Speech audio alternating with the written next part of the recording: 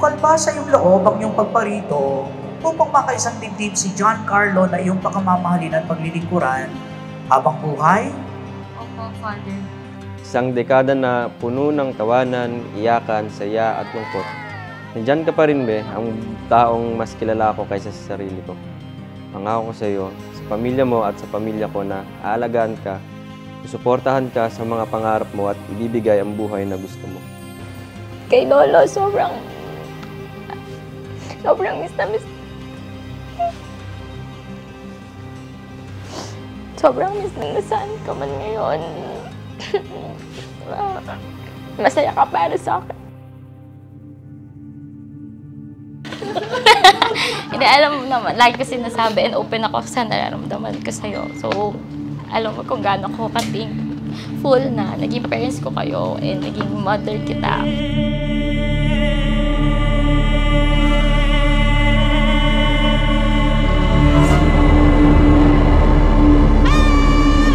Sa bawat yugto ng pagkasama, kailangan habaan pa rin yung isip.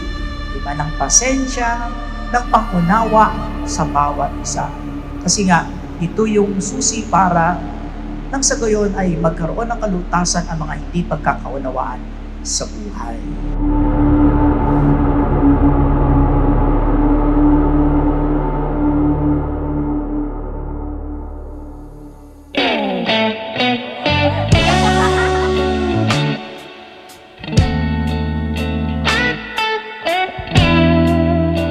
For anything else, I just want to give you a happy 10th anniversary.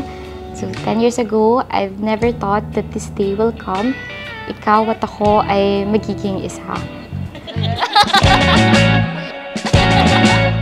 Palagay basang-basa ang dito ba'y damang-dama sa'king kalamnang. So, nagkakilala kami sa school, nung high school sa PCC. So, every year kasi is meron kaming founding anniversary and may performance yon every year. So, nagkataon na magka-partner kami sa sayaw.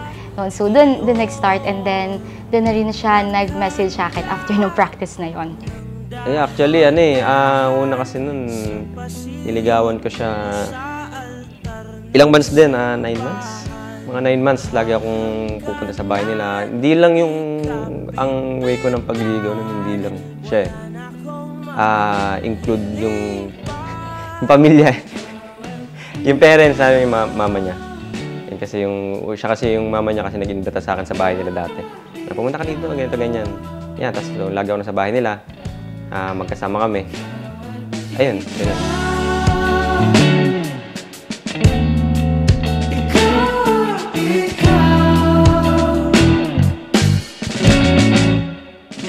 As I leave everything behind for a new life together, I promise to be your anchor in times of uncertainty, your shelter in the midst of life's storms, and your constant source of love and comfort.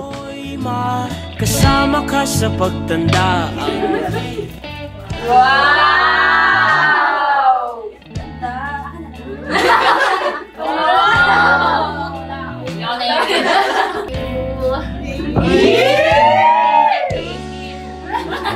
Bayang pa? Go! Ay, lang ba? Iyak mo yan. Wala lang, mahal kita sobra. And, alam na, naiyak na lang! Wait lang, kasi masaya ka, alam ko, and alam ko magiging happy ka kasi kasama mo na yung taong pinapangarap mo.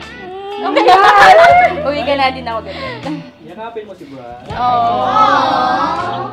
Thanks, Jess. Agad po. Uy, share ko. Sorry. Naglakad ka ng dahan-dahan. Bago ang lahat, nagpapasalamat ako kay God sa paggabay sa amin sa 10 taon na aming binuo upang ikaw ay aming makaharap ngayon dito sa altar. Salamat po. Chase, aking best friend, girlfriend, fiancé at ngayon asawa.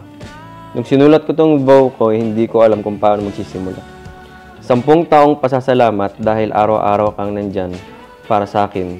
Ikaw ang humubog sa pagkatao ko simula nung mga bata pa tayo. Ikaw ang aking kasama sa hirap at mga pagsubok sa aking buhay. At habang buhay kang magiging inspirasyon ko. my inspiration to be the best version of myself.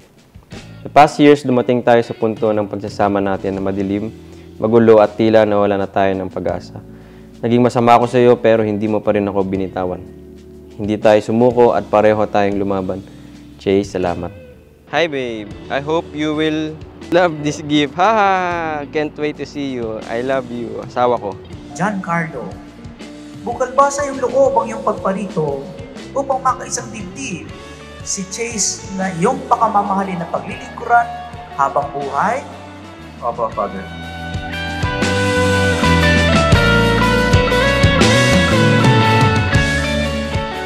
Bata pa lang ako, laging sinasabi sa akin ng mommy ko na ipagdasal ko daw kung sino yung para sa akin, ganon. And pag dumating yung time, ayos siya and ganon, maging okay yung paghaharap namin. Kaya I really prayed for this talaga and sobrang pinagdasal ko talaga sa Diyos yung araw na to na makita siya at siya yung makasama ko habang buhay. Thank you for choosing me. Talagang ikaw yung first and last ko. And I'm glad it's you because I can't imagine anyone else. My best friend and my forever. Happy 10 years anniversary din sa atin at araw-araw ay mahal kita.